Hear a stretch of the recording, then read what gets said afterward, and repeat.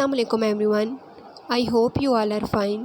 The topic which I am going to discuss today is actually mitosis. Mitosis. हम सबसे पहले ये देखते हैं, हमें ये पता होना चाहिए कि माइटोसिस का नाम माइटोसिस क्यों रखा गया, कैसे रखा गया। माइटोसिस का वर्ड बेसिकली माइटोस से निकला है, जिसका मतलब है थ्रेड लाइक। एक साइंटिस्ट था, जब वो सेल की स्टडी कर रहा था ड्यूरिंग सेल डिवीजन जब एक साइंटिस्ट सेल की स्टडी कर रहा था तो उसे थ्रेड लाइक स्ट्रक्चर नज़र आए थे। अब वो उनको थ्रेड लाइक स्ट्रक्चर को थ्रेड तो नहीं कह सकता था, तो उसने उन्हें नाम दे दिया, उसने उसे नाम दिया माइटोसिस का। तो इस तरह माइटोसिस का नाम रखा गया। माइटोसिस की सबसे पहले हम डेफिनेशन देखेंगे। ये स्लाइड पे आपको शो नहीं हो रही डेफिनेशन, ये आप लिख सकते हैं, मैं बोल रही हूँ इसकी डेफिनेशन। इसकी डेफिनेशन ये है, mitosis basically it is the type of cell division in which daughter cell receive same number of chromosome as that of parent cell.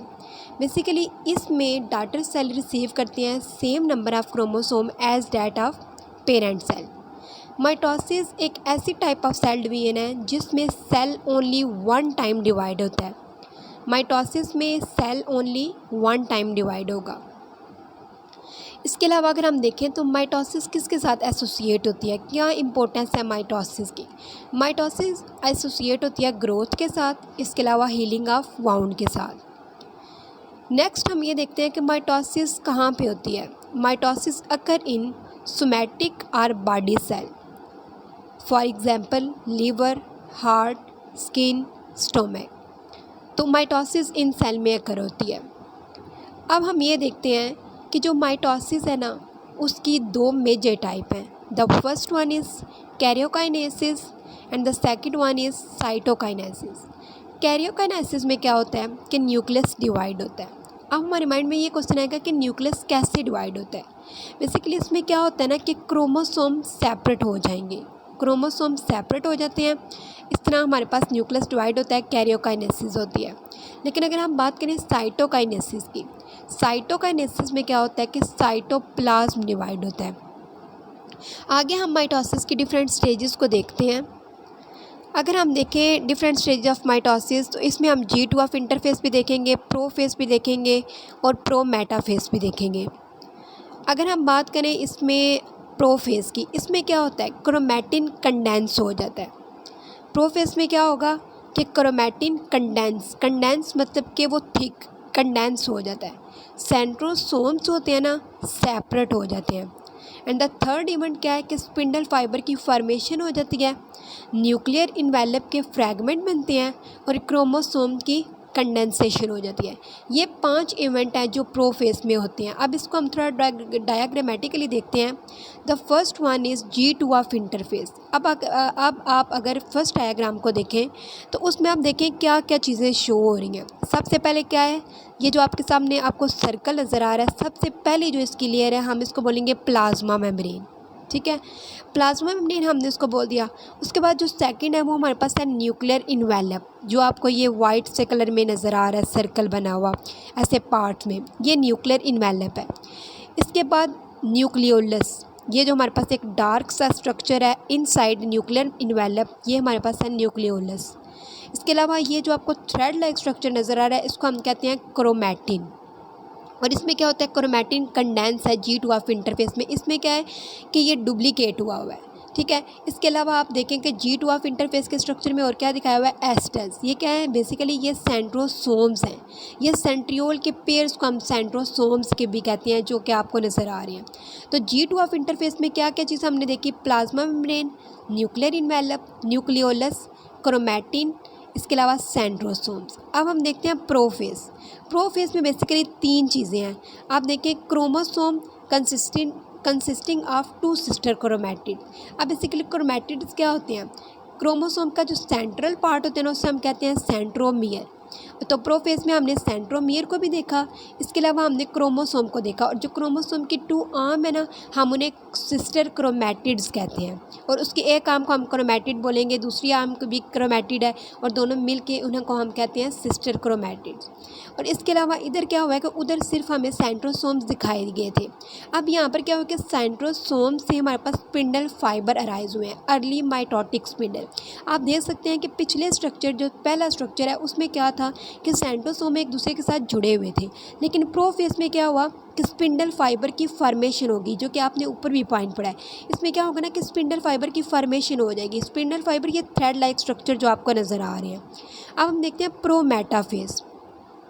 प्रोमेटाफेज में क्या होता है कि इन्होंने हमें दिखाया हुआ है कि इसमें ये इवेंट होगा कि जो हमारे पास जो है ना स्पिंडल जो हमारे पास स्पिंडल पोल्स हैं, ठीक है। अब जो सेंट्रोसोम्स होंगे ना इसमें वो मूव कर जाएंगे टुवर्ड अपोजिट पोल। आप देख सकते हैं पहले स्ट्रक्चर में क्या था, जो सेंट्रियोल्स थे या सेंट्रोसोम थे वो एक दूसरे के साथ जुड़े हुए थे, कोई थ्रेड लाइक स्ट्रक्चर नहीं था, कोई अर्ली माइटोटिक स्पिंडल उनसे राइज नहीं हुए थे। प्रोफेज में क्या हुआ, अब आप दूसरे स्ट्रक्चर को देखें, उसमें क्या हुआ ना कि early mitotic spindle fibre rise हो गए हैं।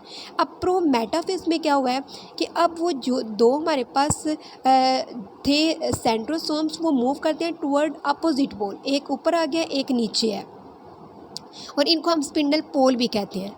और इसके अलावा इधर क्या हुआ है कि जो न्यूक्लियर इन्वेलप, जो कि आपको पहले स्ट्रक्चर में नज़र आ रही थी, जिसने सराउंड किया हुआ था क्रोमैटिन को, प्रोमेटाफेज के केस में क्या हुआ है कि वो न्यूक्लियर इन्वेलप फ्रैगमेंट, यानी कि उसके फ्रैगमेंट्स बन गए हैं, ठीक है। आप देख सकते हैं फ्रैगमेंट ऑफ न्यूक्लियर इन्वेलप। इसके अलावा हमारे पास क्या हुआ है कि वो थ्रेड जिनके ऊपर क्रोमोसोम का स्ट्रक्चर प्रेजेंट है, जैसे कि आपको नज़र आ रहा है, वो थ्रेड जिनमें क्रोमोसोम प्रेजेंट है वो हमारे पास है काइनेटोकोर, और वो थ्रेड जिनमें क्रोमोसोम का स्ट्रक्चर प्रेजेंट नहीं है हम उन्हें बोलेंगे नॉन काइनेटोकोर माइक्रोट्यूब्यूल। जिनमें क्रोमोसोम प्रेजेंट है वो हमारे पास काइनेटोकोर माइक्रोट्यूब्यूल है, और जो हमारे पास नहीं है वो बेसिकली हमारे पास क्या है, नॉन काइनेटोकोर माइक्रोट्यूब्यूल। काइनेटोकोर एक हमारे पास प्रोटीन होती है जो कि सेंट्रोमियर के आउटसाइड होती है, उसके साथ प्रेजेंट होती है। नेक्स्ट हम देखते हैं, अब जैसे कि ये हमारे पास एक क्रोमोसोम का स्ट्रक्चर है, इसके जो हमारे पास सेंट्रल कंस्ट्रक्टेड रीजन होता है उसे हम सेंट्रोमियर कहते हैं, और क्रोमोसोम की 2 आर्म अगर हम सेपरेट बात करें तो ये क्रोमैटिड्स हैं। इनको मिला के हम बोलें तो ये हमारे पास क्या होती है, सिस्टर क्रोमैटिड। नेक्स्ट अगर हम देखें तो ये आपको काइनेटोकोर नज़र आ रहा है, ये सेंट्रोमियर के बिल्कुल आउटर साइड पे होता है साथ। तो ये हमारे पास एक प्रोटीन है, और वो जिनमें हमारे पास वो स्पिंडल फाइबर जिनमें हमारे पास क्रोमोसोम प्रेजेंट होता है उसे हम काइनेटोकोर माइक्रोट्यूब्यूल बोलते हैं, और जिनमें क्रोमोसोम नहीं, जैसे कि आप इसमें देख सकते हैं प्रोमेटाफेज के केस में कि वो थ्रेड जिसके ऊपर क्रोमोसोम प्रेजेंट है वो हमारे पास काइनेटोकोर माइक्रोट्यूब्यूल है, और जिस पे नहीं है वो नॉन काइनेटोकोर माइक्रोट्यूब्यूल है, ठीक है। तो उसके बाद अब हम देखते हैं इसकी सेकंड स्टेज जो कि हमारे पास है मेटाफेज। अभी हम कैरियोकाइनेसिस की स्टेजेस देख रहे हैं। पहले हमने प्रोफेज को देखा, फिर हमने डिफरेंट देखा G2 ऑफ इंटरफेज, फिर हमने प्रोफेज देखा, प्रोमेटाफेज देखा। अब हम देखते हैं मेटाफेज। मेटाफेज में बेसिकली क्या होता है कि क्रोमोसोम अलाइन होते हैं in the center of cell. जैसे कि आपको नज़र भी आ रहा है कि ये जो क्रोमोसोम है, ये जो पर्पल कलर में आपको शो हो रहे हैं, ये क्रोमोसोम अलाइन हो गया है along the center of cell, ठीक है। ये देखिए ये एक लाइन में अलाइन हुए हुए हैं, और कहाँ पे अलाइन होते हैं, मेटाफेज प्लेट में। सो मेटाफेज में हमारे पास क्या हुआ कि क्रोमोसोम अलाइन हो गए in the center of cell. Next अगर हम देखें एनाफेज स्टेज में क्या होता है ना कि पुलिंग होती है। एनाफेज स्टेज में पुलिंग होगी तो क्या होगा इसमें कि जो हमारे पास स्पिंडल फाइबर है ना, ये जो आपको थ्रेड लाइक येलो स्ट्रक्चर नज़र आ रहे हैं, ये थ्रेड लाइक स्ट्रक्चर है, इन्हें हम स्पिंडल फाइबर कह रहे हैं। एनाफेज में पुलिंग होगी, क्या होगा कि जो मेटाफेज में वो क्रोमोसोम जो कि अलाइन हुए थे in the center of cell, यहाँ पे अलाइन है ना, तो एक क्रोमोसोम के पास 2 क्रोमैटिड है, मतलब सिस्टर क्रोमैटिड्स प्रेजेंट है। जैसे कि मैंने आपको पीछे बताया कि इसकी एक आर्म को क्रोमैटिड बोलते हैं। तो अब यहाँ पर क्या है हमारे पास कि यहाँ पर क्रोमोसोम एक लाइन में अलाइन हुए हुए हैं, क्रोमोसोम अलाइन हुए हुए हैं। अब एनाफेज में क्या होता है ना कि पुलिंग होती है। एनाफेज स्टेज में पुलिंग होगी, स्पिंडल फाइबर, ये जो येलो स्ट्रक्चर आपको नज़र आ रहा है ना थ्रेड लाइक, ये स्पिंडल फाइबर है। अब क्या करेगा ना कि ये कॉन्ट्रैक्ट करेगा, ये श्रिंक करेगा। तो क्या होगा हमारे पास, ये कहाँ पे श्रिंक करेगा, टुवर्ड रिस्पेक्टिव पोल, ये अपने रिस्पेक्टिव पोल यानी कि अपने वो जो उसका जो स्पिंडल पोल है उस तरफ मूव करेगा। तो एज अ रिज़ल्ट हमारे पास क्या होगा ना कि जो सिस्टर क्रोमैटिड है ना हमारे पास, वो सेपरेट हो जाएंगे। जैसे कि आप देख भी सकते हैं कि ये जो सिस्टर क्रोमैटिड जो कि दोनों मिल के एक क्रोमोसोम बनाते हैं, एनाफेज में क्या हुआ ना कि वो दोनों सेपरेट हो गए हैं। तो एनाफेज में ये इवेंट हुआ। अब हम बात करते हैं टीलोफेज की। Telophase basically opposite to prophase होती है। टीलोफेज में क्या होता है ना कि न्यूक्लियर मेम्ब्रेन की भी फॉर्मेशन हो जाती है, न्यूक्लियोलस भी अपीयर हो जाता है, और इसके अलावा इसमें क्या होता है कि क्लीवेज फुरो की भी फॉर्मेशन होती है। अब जैसे कि आप देख सकते हैं कि टीलोफेज में हमने क्या पढ़ा कि ये अपोजिट टू प्रोफेज होगी। जो चीज़ें प्रोफेज में हुई थी उसके अपोजिट टीलोफेज में होंगी। अब इसमें क्या होगा कि न्यूक्लियर मेम्ब्रेन की फॉर्मेशन हो जाएगी, न्यूक्लियोलस की भी फॉर्मेशन होगी। न्यूक्लियोलस एक डार्क थ्रेड लाइक स्ट्रक्चर होता है, और क्लीवेज फुरो, ये जो आपको नज़र आ रहा है ना कि सेल मेम्ब्रेन इन्वेजिनेट हुई है इनवर्ड, तो ये क्लीवेज फुरो है, क्योंकि यहाँ से फिर साइटोप्लाज्म डिवाइड करेगा और एज अ रिजल्ट दो सेल की फॉर्मेशन होगी। अब जैसे कि मैंने आपको बताया कि इसमें क्या होगा, न्यूक्लियर मेम्ब्रेन की फॉर्मेशन होगी, न्यूक्लियोलस की फॉर्मेशन होगी, क्लीवेज फुरो होगा। अब साइटोकाइनेसिस टीलोफेज तो अपोजिट होगी प्रोफेज के। अब हम देखते हैं साइटोकाइनेसिस है, उसमें क्या होता है। बेसिकली क्या होता है कि सेल मेम्ब्रेन के साथ ना प्रोटीन्स अटैच होती हैं, एक्टिन मायोसिन प्रोटीन होती हैं।